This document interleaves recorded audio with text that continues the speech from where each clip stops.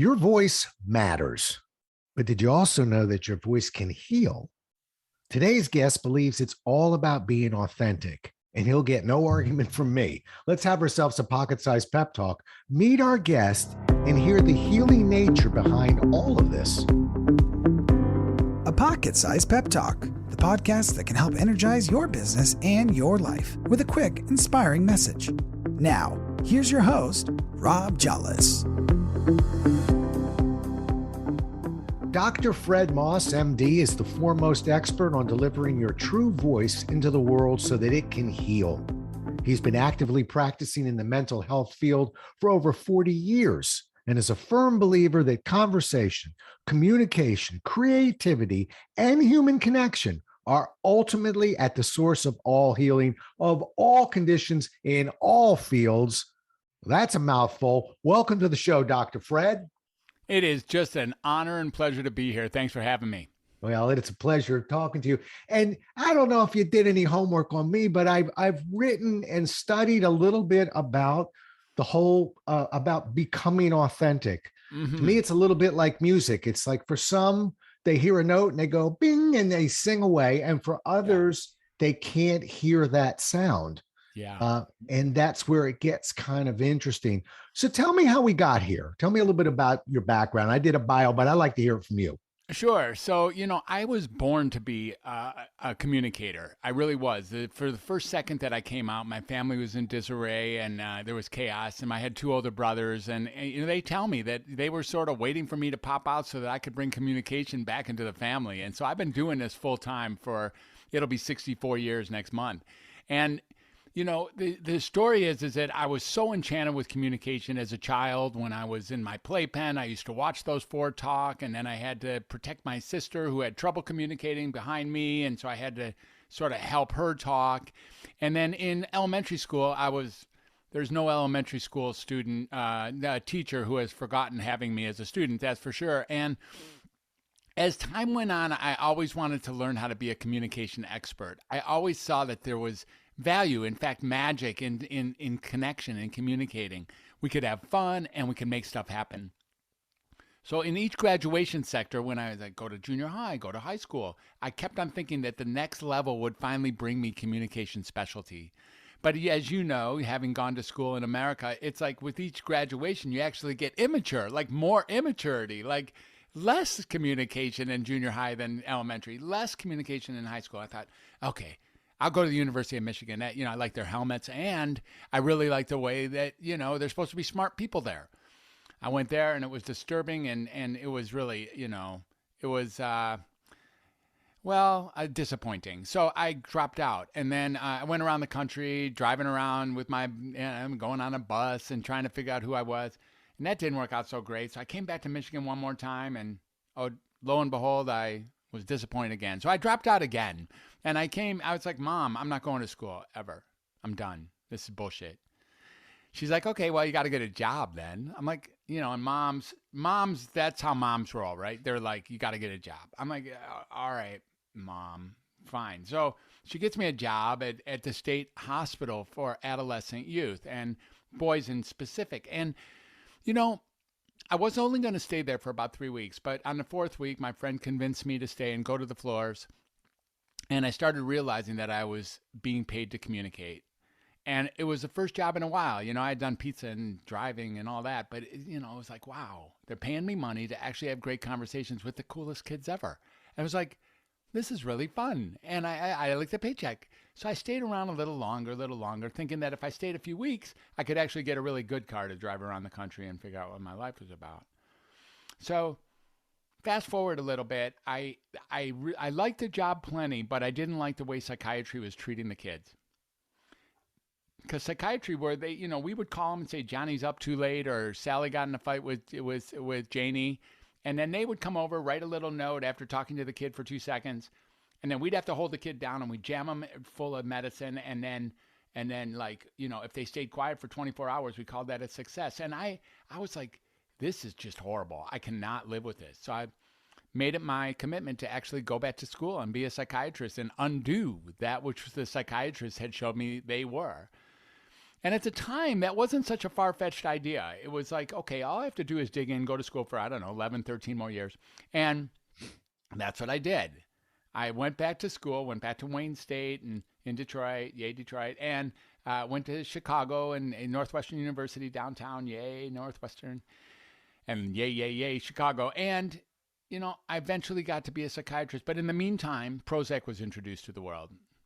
And when Prozac was introduced to the world, everything turned on its ear. It was as much a revolution as anything that we're going through right now. There was talk of putting Prozac in the water system. It was a big deal, that Prozac had changed the way we looked at mental health, such that we thought, if you're uncomfortable, there's something wrong with you. What? Yeah.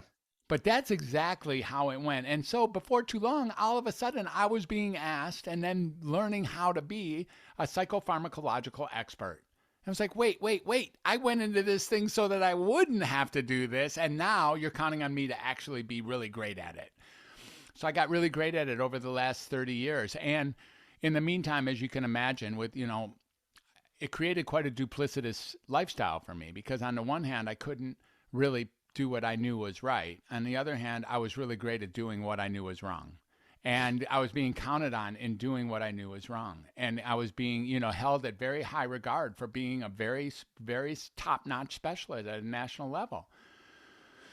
I think some of us end up doing our work that we know is wrong, and we end up saying things that we know are lies, and we end up being inauthentic because we're pulled in directions where we eventually think that saying our truth is more dangerous than saying lies.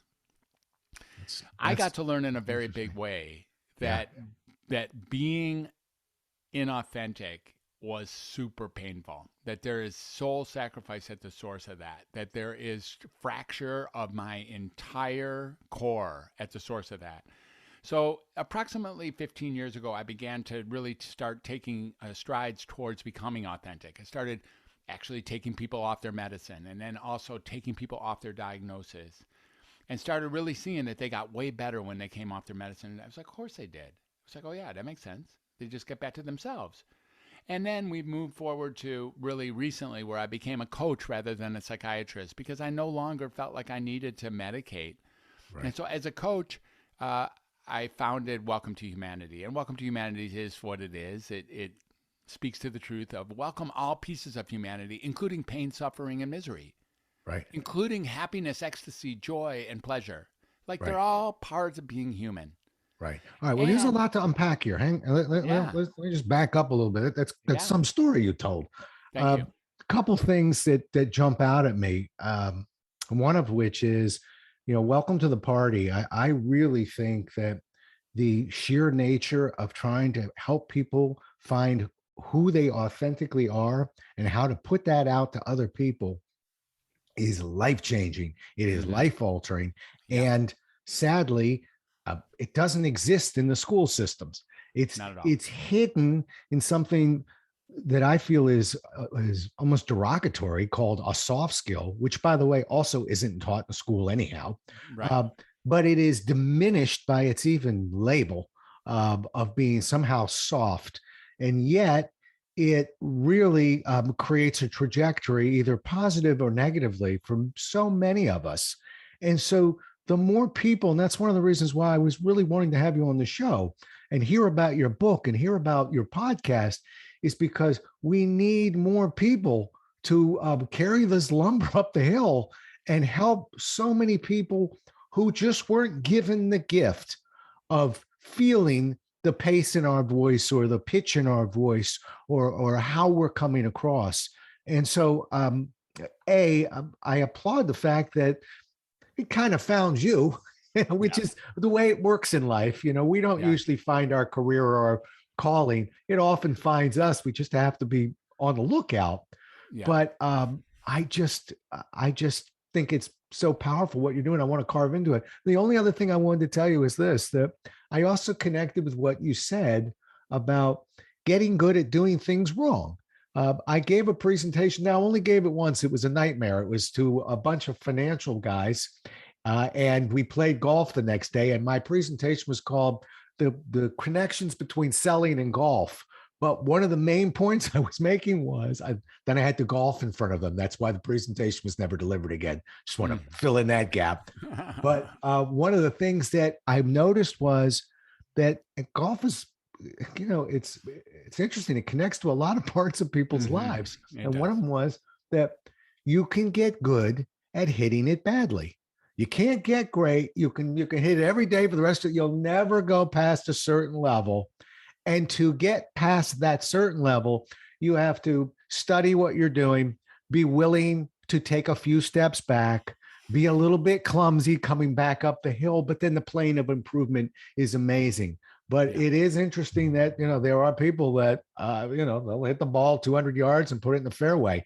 I just hope they're not doing it for a living, but they, and so I really connect to that. And I see that almost that metaphor sort of spreading itself out a little bit. But, that's fabulous. Tell me a little bit about the book. You've got a book that's on the verge of hitting, right? Yeah.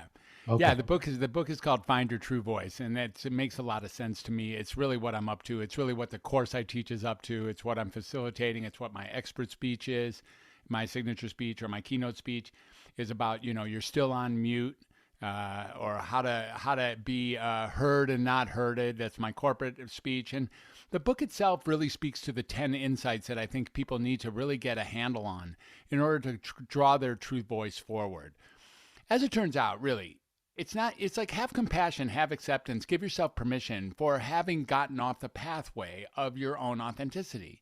We sort of all did it. We followed each other down inauthentic pathways so that we represent some sort of brand or corporate entity, or we represent some sort of statement or prevailing conversation that might be inconsistent with who we really know ourselves to be. But we do it as some ways like for a grander purpose.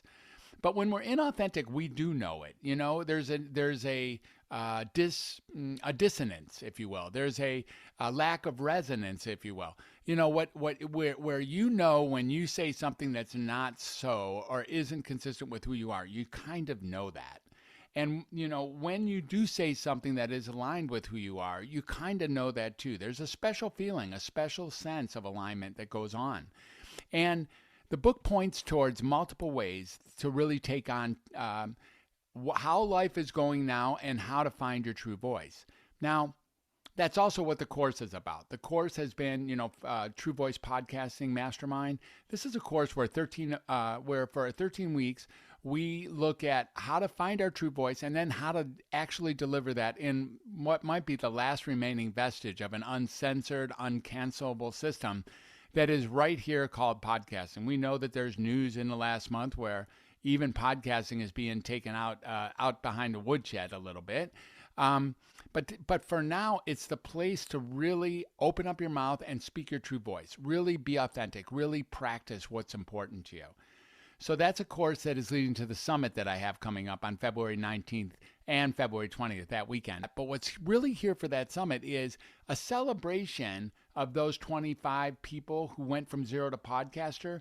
And then what we're really looking at is creating the True Voice community. It'll be a Facebook-based community, a community of people who are equally eager, like-minded individuals who are completely interested in finding ways to bring our true voice into the world as it is, because the times are urgent. And I think if you really look at it, you can know this, which is, if you don't speak your true voice, no one will ever hear you. And wouldn't that be the biggest tragedy in all of life if you got through this whole thing and you never spoke what really mattered to you? So this is a place where we're really pulling for that. We're really supporting that, using this particular technology. That's what the book is about. That's what the summit is about. That's what this course and the mastermind is about. And frankly, that's what I'm here to do. I have nothing else to do with my life anymore other than source other people to find their true voice. And in the meantime, be my true voice while I'm doing it. So I got no bucket list left, dude. I've had a full life. Thank you very much. And it's time for me to just do this. All right. Well, then this is part of your bucket list. I refuse, Dr. Fred, to accept the fact you have nothing left on your list. But let's say for right now, that was a very dramatic statement to make. I'll let you get away with it. But I'll tell you what, before the podcast's over, I'll find a few for you. Now, again, you're a guy who's there's a lot of unpacking that goes on with you because I'm listening to you and just kind of pulling different pieces from what you're saying. One, um, the course, is it an online course or is it or are you going to be live? Oh, no, it's an online course. It's called True Voice Podcasting, TVP for short. Yeah. TVP 2 is presently going to second cohort, and then the TVP 3 will start after the summit. So people who are listening, if they want to sign up or take a look at TVP 3, that's going to be a great course. That's taking from all the bumps and bruises of 1 and 2, ironing out all the wrinkles, and really, we have a course producer, a world-class course producer that's assisting me with that. I have some co-leaders that are from another planet and how effective they are in podcasting, a distributor genius and a post-production genius who are co-leading that course with me. But the course is entirely online, as podcasting is. So in some ways, it's not like we're teaching something that's different than where it's being delivered. So it's an online course, and you can sign up for that. The basic course is for people who have zero podcasting experience. So that's for the people who are like, really maybe have not even ever loaded up a live or on any other social media, or really don't know how to click into YouTube or things like that. Like people like that, and people who just, started their podcast by having an interview on their iPhone with Uncle Bill, who used to be the mayor of the local city, and with that ex-NFL player who lives in the other city who's friends with your sister's boyfriend, that guy. And then you think you have a podcast and you start delivering that, do about 6 or 8 of those, and then you realize you're losing money on every single one of them, and then you're like, wait, what the hell am I doing? Right. Those people, too, would be very welcome in the TVP1 course, Good. course. Good. Well, and there's a chunk of those people, by the way, man. There's a lot. There's a lot. Oh yeah, I run a podcast meetup, and so I get people in there, and sometimes they throw the numbers of podcasts that are out there. But as a fellow author, there's also a lot of books on Amazon. But we can trim out the over 10 million books that really won't sell more than 100 copies. So it's, and I think this is what you're after, which is not just a podcast and getting your voice out, but effectively getting heard. Right. So, and that's phase 2. We can, you can write the manuscript, but phase 2 is getting that manuscript in people's hands. And so as you know, and again, it might fit in here. The harder part of the conversation that Dr. Fred and I are having right now is what happens when we're done with this conversation and what we do next. And we can't be lazy there. We have to do the things that are necessary to get heard and get that voice out there. Yeah, it's interesting. And because you're really pointing to another piece, which is it takes some courage to speak our true voice. These days we think we're speaking when we're texting, or we think we're speaking when we're emailing. We think we're speaking, frankly, when we're thinking. All we have to do is be thinking, and we think we're saying what we think we're saying. And in truth, the only way to really speak is to either use your voice or use the creative and performing arts. My first book, Creative 8, How to Heal Through Creativity and Self-Expression, really points to that there is greater ways to communicate that go beyond uttering from our vocal cords and auditorily capturing things with our ears. The possibility really exists that through art and music and dancing and singing and writing and cooking and gardening and cleaning and photography, there's a real possibility of actually communicating in other forms that might even extend beyond the reaches, beyond the limits of our vocality. And Creative 8 is the first book I wrote, and what that is about is really taking that to the next level, like realizing that when we are creating, our negative experiences of life, the negative vibrations that we might have been experienced before we started picking up those sticks and banging on the table, or before we started dancing, with the door closed in our bedroom, or singing in the shower, or whatever we're doing, we may have been feeling bad, but once we start creating, the stuff just it kind of disintegrates and dissolves on real time. And so there's something to that, which is maybe most mental illness or most mental health negative vibration experiences are a function of not getting our true self out there, not a function of not being self-expressed to the point of being heard or being gotten. And what we really all want more than anything, I'm telling you, what every single human wants more than anything is to be heard. And so, yes, you can't be heard if you don't speak, but you also can't be heard if nobody's there to listen to you. Right. So that's where the True Voice podcasting really takes into consideration, like closing that circuit. Excellent, because that's important. Because some people were chasing a shiny nickel in the corner, and it looks fun. And like you said, we happen to have a connection to the athlete over there and the person over there, but then the real work begins. It's like selling, and I got out of the University of Maryland. I was 21 years old. I was selling life insurance. Guess who got the first policies? Right. My Uncle Sid, my Uncle Sol, my Uncle Sam, my Uncle Mike, my Uncle Phil, my Uncle Jack, and my Uncle Gibby. There you go. I was lucky. I came from a big family. And then I went after my 35 other cousins. Right. But eventually, I had to figure this thing out a little bit. Yeah. So I think it's the same as a fellow podcaster of what happens when we get done with family and friends. So I'm grateful that you're teaching that. Now, I saw a quote on yours that said, and maybe you're hitting this right now.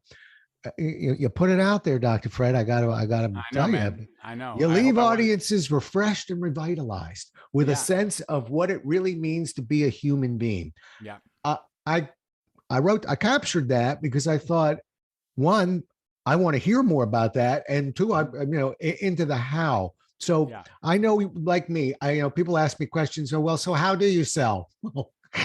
That takes a little bit of time, but give me your best 30, 60 seconds on that. Yeah, refresh and revitalize. Here's the deal. Most of us are really, really trodden down, and we're really, it's like we're kind of just making it through the day. Success for the day is making it into the night. And success for the night is making it into the day. And that's all it is. And we're no longer really living a vital life. We're no longer living a life of vitality.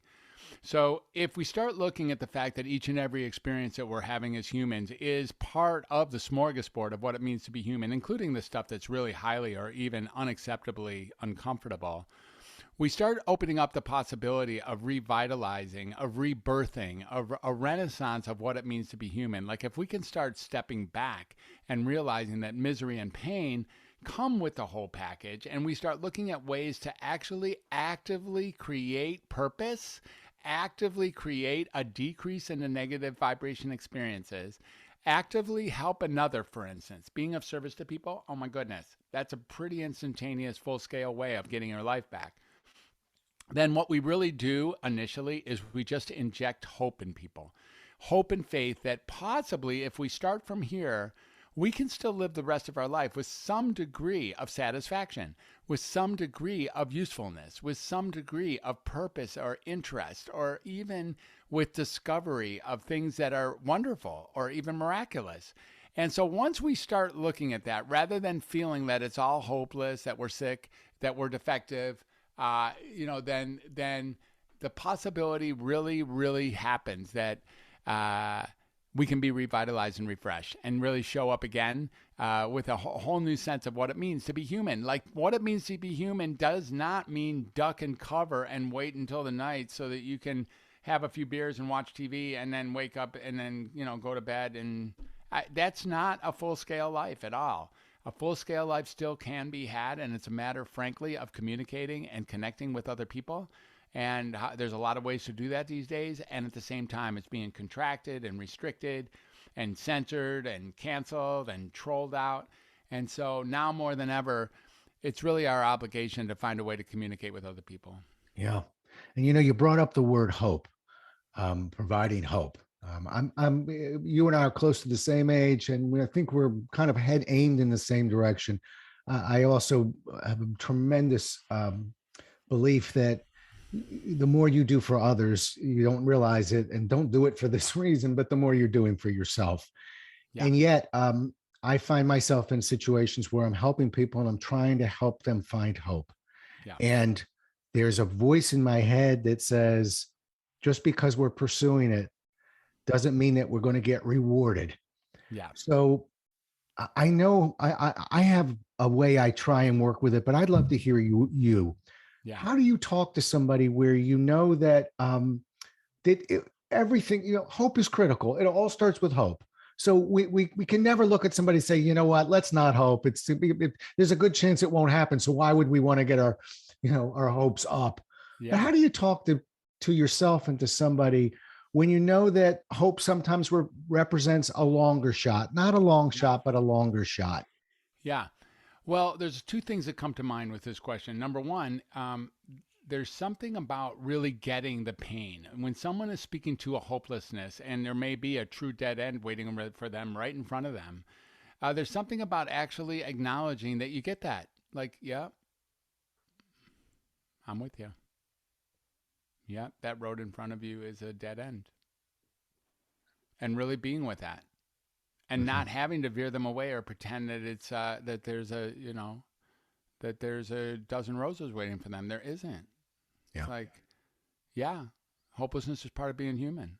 You on this path, hopelessness is what's inevitable.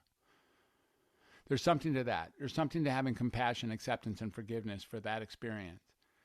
But more than anything, there's something for this idea that once someone is gotten, that's really what they want. Even what they're thinking normally when they're hopeless is that not only is it hopeless, but they're alone in the hopelessness. And when it happens that they're not alone, there's a new level of warmth, a new level of refreshment, a new level of vitality that shows up and gives people the notion because usually, this too shall pass does actually pan out.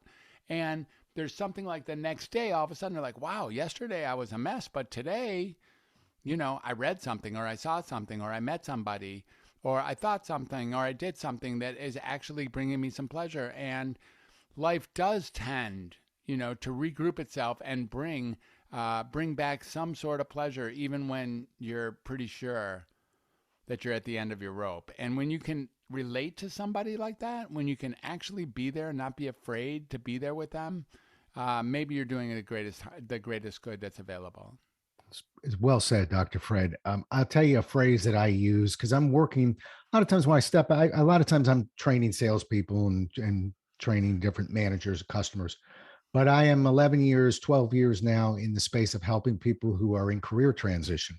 And there's a lot of disappointment, particularly for an older workforce. Don't be deceived by the numbers. When you get into a room of 100, 200 people between 40 and 70, there's a hopelessness sometimes. And I've landed on a phrase which I really like and I use frequently, which is to not look at them and go, well, no, I don't understand what you mean, or I'm not sure. Listen, if we hope hard enough, it's going to happen. You'll see. That's not responsible. So what I tell them is, there is a penalty for hope. And the penalty for hope is disappointment. Mm-hmm. Now, let's put our cards on the table. Why would we want to avoid that? But let's out that a little bit and say, that said, we can work our way through that. Mm-hmm. Isn't the alternative of being so fearful of the potential disappointment that we don't even try, we don't even risk, we become that person you described, bed at night, up in the morning, unfulfilled, bed at night. I'm willing to accept the penalty and the lessons that come from it. And we can enrich this conversation, but I just have found it much more comfortable these days to not sidestep that question. And once it's out, it's like the elephant in the room. It's like things become just a little bit easier for those that I'm working with. So I'm just pushing that back to you as at least a conversation that I try and generate. Yeah, I think so. I think there's this idea that that things the way they are need to change in order for me to be pleased with life. And last I looked, things were never different than the way that they are. Like, there's Sounds never been a book title. There's never been a moment where things were different than the way they were. Yet we really think somehow we actually put our whole life on the line saying that things should be different than the way they are, which is like the most absurd thing that any human could possibly say, is that things should be different than the way they are. Although I fully get it, by the way, I've certainly said it hundreds, thousands, tens of thousands of times, at least in my head. But when you really look at it, things are never, ever, ever, ever, ever, ever different than the way they are. So if we can start really wrapping ourselves around the welcome to humanity aspect of what it means to be alive, Like things are exactly the way they are. And the way to get to where you want to go is to be really clear about where you are, all pieces of it.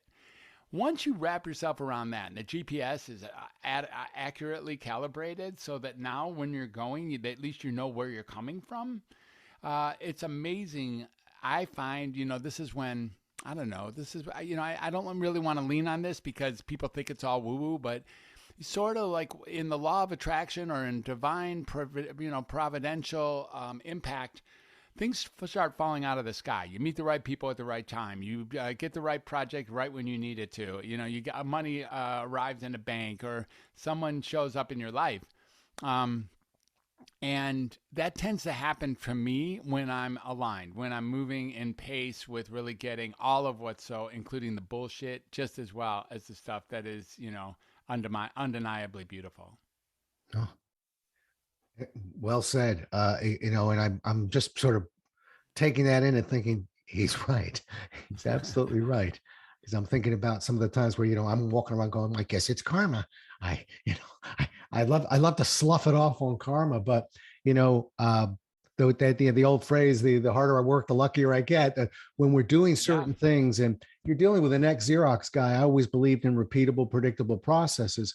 But in the conversation we're having, in my mind, it's percentage moves. It's not necessarily a full-fledged, start at step 1, end at step 8, and your life is good.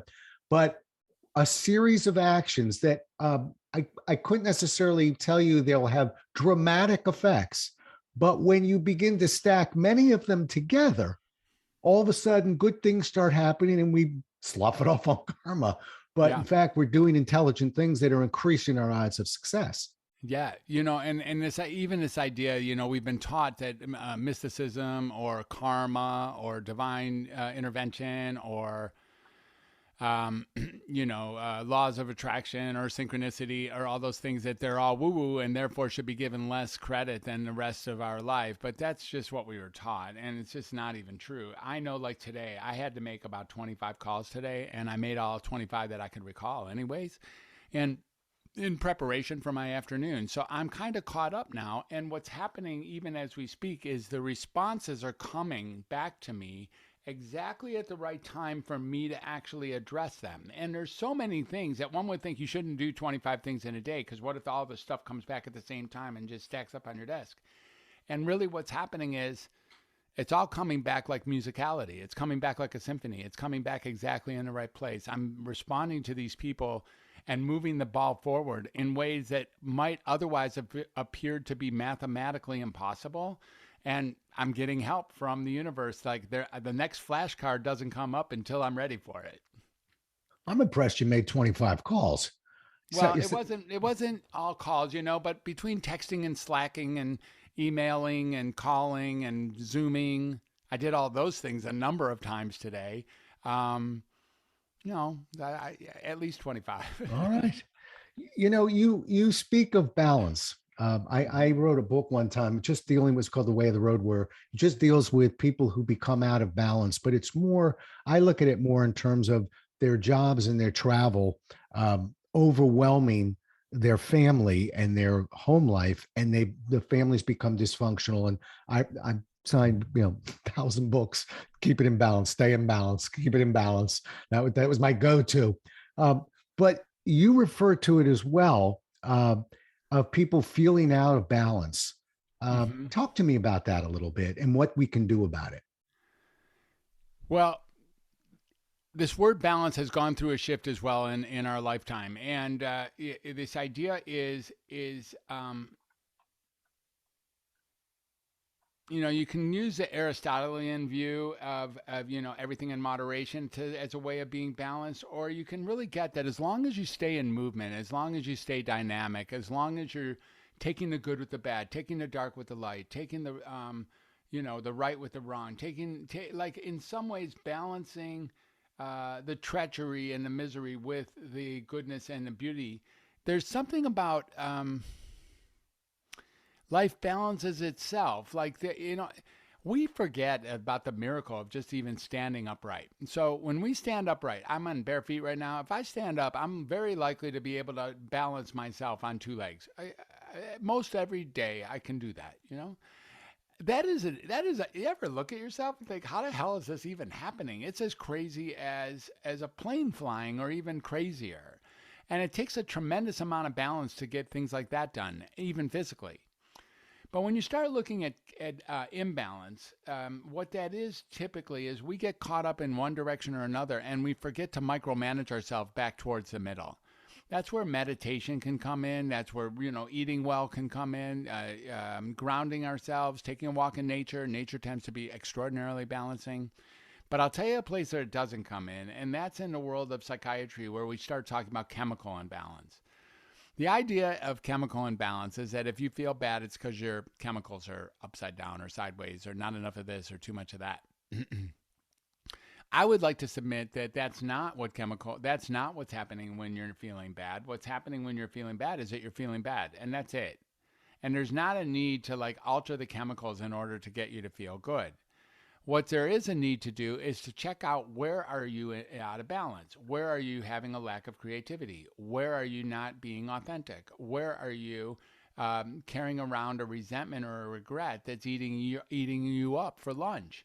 And these are places that inside the world of communication, connection, creativity, conversation can actually be resolved.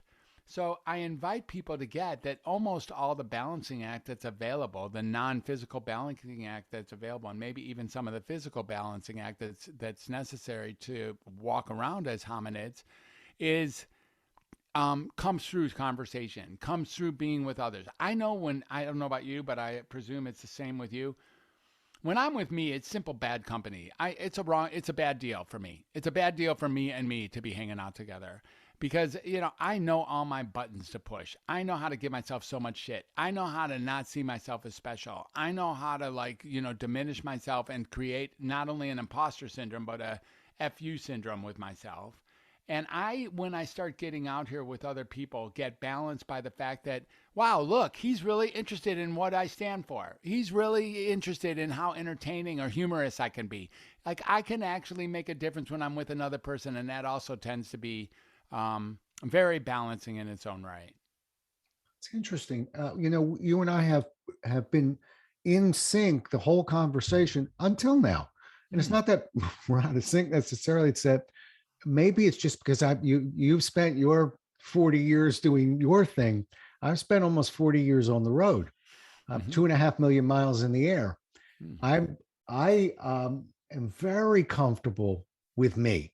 And I'm a classic extrovert. I like being around people, but when I travel, I have to practice almost before I go away on a trip with my wife, or with my kids were around the house, because I had to get out of Rob's going out to the woods to hunt, and into sort of social Rob. There are people who've seen me on planes who would never believe that I could carry on a conversation, because I don't talk on the plane. I'll talk to my wife. I'll talk to my kids. I'll talk to you if you're sitting next to me. But I've always felt and blessed that, because I don't think I read it out of a book, or I drank a certain amount of tea and it happened. I was just given this ability to feel extremely comfortable alone, just as I do with others. It's just one of those things where when somebody goes, well, now how do you do that? Like, oh, I can't. I'm looking for a process. There is none. Yeah. I think it may come from just your experience. I also am a nomad at heart, and I've done, been around the world a little bit. And I don't know that I have 2.5 million, but I have over 1 million on the road, anyways, in cars. And I've been, I think that the more life experiences you get, the more one can then become comfortable with oneself.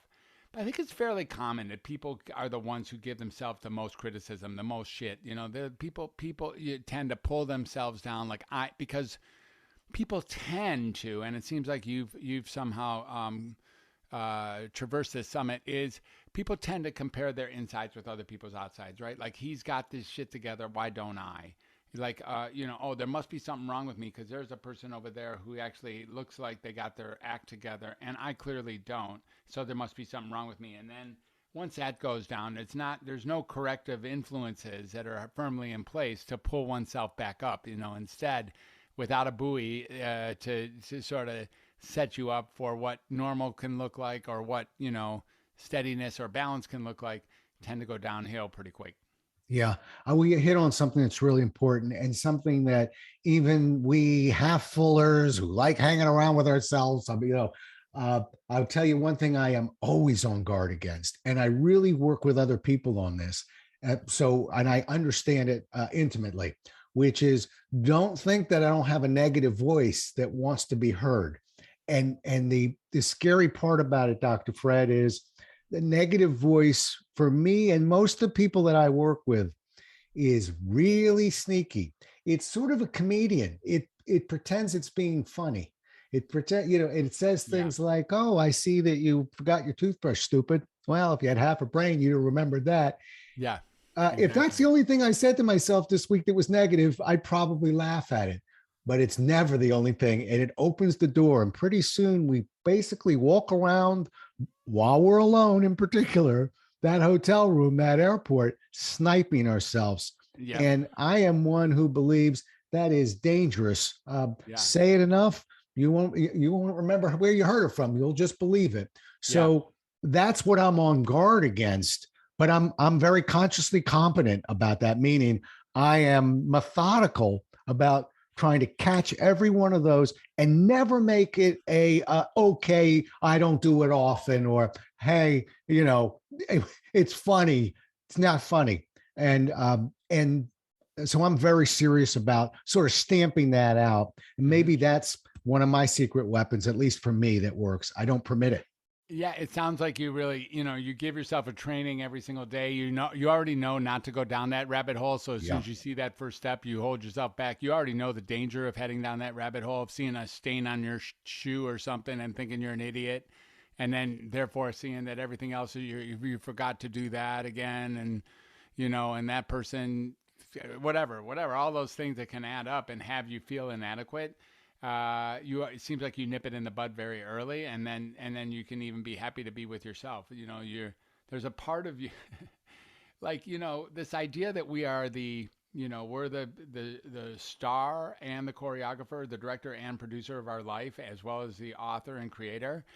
And then we talk about all of those things being like 6 different people, when in fact, last I looked, that's all one, and I am all those things, and I'm one, and there's not like a different me out there. They're all just part of being me. And again, we're able to go 30,000 feet up and start talking to Welcome to Humanity. You start talking to what does it really mean to look at this whole thing and really see how absurd this whole experience is in its own right.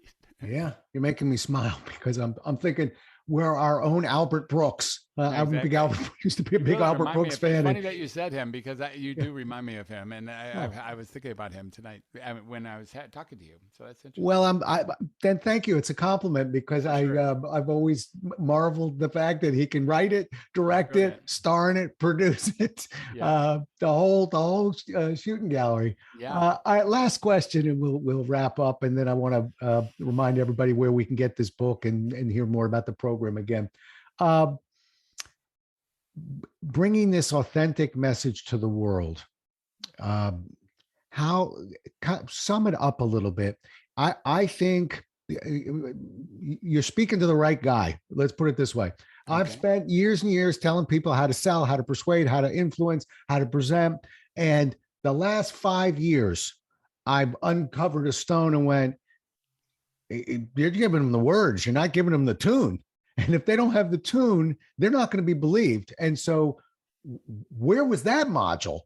How do you bring this authentic message to the world? Well, I'll tell you what, I really think that I recently had another breakthrough just this week. I'm in Seth Godin's course called Alt MBA. I'm in the 4th week of this Alt MBA course. It's pretty brilliant. If you haven't heard about it or been in it, you should certainly consider it. You'd be perfect there. So in that course, we were taking on a prompt, and we were difficultly in the hole. Really, the 4 of us, me and my 3 people in the cohort, and I know they now know me to be that true voice guy, which is my whole point, like to become synonymous with that particular brand. And what I think the best pathway is to bringing other people's true voice into the world is to bring your true voice into the world. Because when you do that, people really capture that. People really get, oh, this is a space where true voice is welcome. This is a space where, since you did it, I might have a capacity to do it. No matter, look, I don't even care. To some degree, to most degree, I really don't care what your content is that comes out of your mouth. I really don't care what you think about that or what you think about that. I really don't. I really don't. Even the stuff that I know I'm right about, or that I know that I'm right about being right about, I don't really care about that stuff, or at least I like to pretend I don't. But what I really do care about, and I think it might have been Voltaire who said it. I mean, it's just like, I will fight for, your right to say it. Like when we create a space of authenticity when we're with others, it opens up the natural tendency of all humans to want to be authentic. You don't have to learn to want to be authentic. In fact, it's an uphill battle every time you lie to yourself. If without any constraints whatsoever, the possibility exists that you would just fall back into your truth. Like, oh, finally, if you could exhale, like, if you could just like not care so much about what the impact would be if you said your truth, then you would naturally say it. You know what it is. And so there's something about creating a space for truth by being your own true voice that then infectiously, contagiously allows those who are with you to flat out consider finding theirs in your presence. Wow. Beautiful. I sometimes tell people, and I'm always afraid that sometimes, a client will think this is almost trite or too simple, but I like to look people in the eyes and tell them, you want to be authentic, tell the truth. Yeah.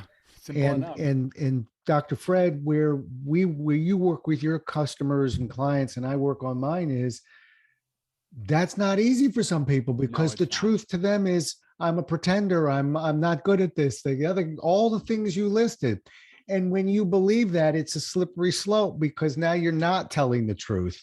Exactly. And now the Egyptians call it a yellow smile. It's just not quite there. And so you want to build the foundation. We got to get at the truth. We get at the truth, and the world's your oyster.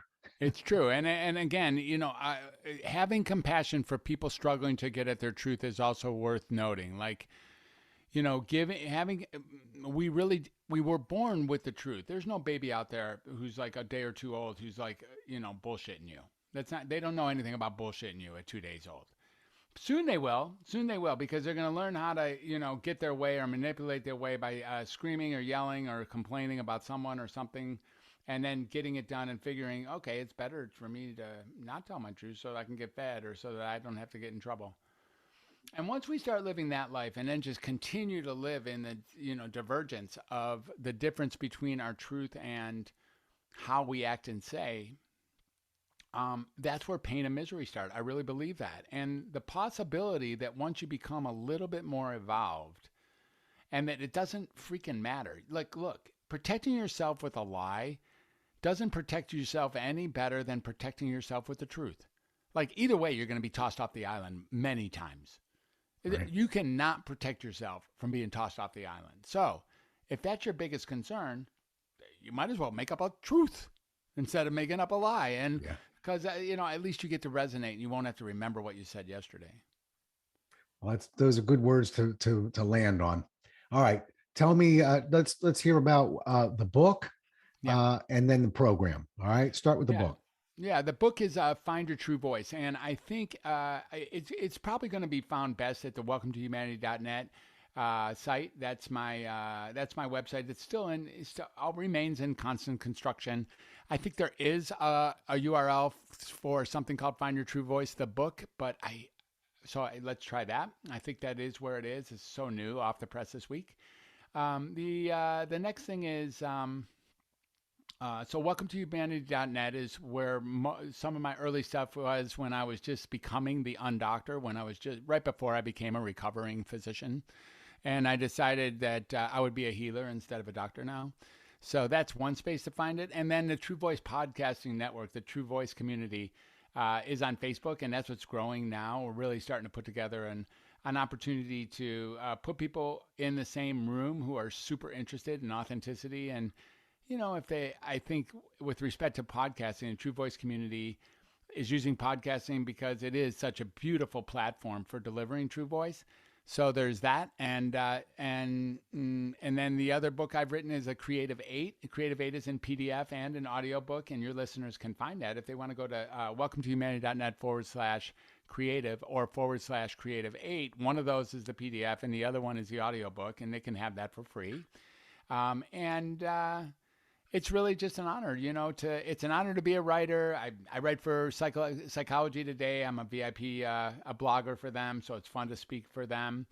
And, we've lived a long life, and it's kind of amazing when I look back at where I came from that now people are actually caring about what I say. And what I think about that is it's because I'm actually saying what I mean and saying who I am. And that's really interesting to people, almost no matter what comes out of your mouth from there. And that's you're telling really the truth, aren't you? Gets easy. I'm getting closer. Yeah. Gets easy. But can they email you, or do you want them to find you on the website? No. The best way to email me is fine to email me. I love getting email. Is drfred@welcometohumanity.net. I do some one-to-one coaching. I do some group coaching as well. Some people, they just don't want to go into the medical complex, the psychiatric complex. And I have all sorts of tricks and tips about how to either get out of the psychiatric complex or don't go in the first place. As the undoctor, I undiagnose, unmedicate, and then undoctrinate people. I finally am doing what I meant to do in 1980 when I got that job. And I'm still looking ahead for those 3 weeks when I'm going to quit 3 weeks from now, but those 3 weeks, for 42 years, those 3 weeks have stayed about 3 weeks in front of me. So maybe 3 weeks from now, I'll quit. We'll see. Wow. All right. Well, again, and I'm going to email you. Anybody hearing this, email Dr. Fred a couple bucket list items, because we're not buying the fact that the bucket list is empty. You're too shrewd for that. I don't believe it. I've had quite a life, and I honestly, I live with the most beautiful human being that God ever created as my wife. And I have these 3 cats, and, I'm finally settled into a home that works. I don't know that we need to stay in this home, but I got to tell you, it's not like, there are places I haven't gone and things I haven't done that would be cool if I did them, but it's not about needing to before I die. And I think that's what the bucket list is. What really is here is, oh yeah, I got plenty to pour back on the world. Thank you so much for such an exquisite life. And my time now is to just pour it back. Understood. Well, I'll tell you what, I won't email you, but I'm going to give you one. You meet Rob Jolliffe and have a cup of coffee with him. People say that's an amazing experience. You should try it sometime. I would love to do that. That would be supreme. Okay. Well, wonderful having you on as a guest. Thank you so much. I learned a lot from you today, and grateful you were able to stop by. Well, thanks for having me. It really has been a pleasure. What a great conversationalist. It's been a deep pleasure being on your show. Thank you for having me, and thank you, your listeners, for making it this far into the conversation. And I appreciate you guys too. And if there's anything I can do, just reach out, Dr. Fred at welcometohumanity.net. You bet. Well, we'll do it again as well as we can next time. Until then, everybody, stay safe. Thanks so much for listening. If you enjoyed today's show, please rate and recommend it on iTunes, Outcast, or wherever you get your podcasts. You can also get more information on this show and Rob at jollis.com.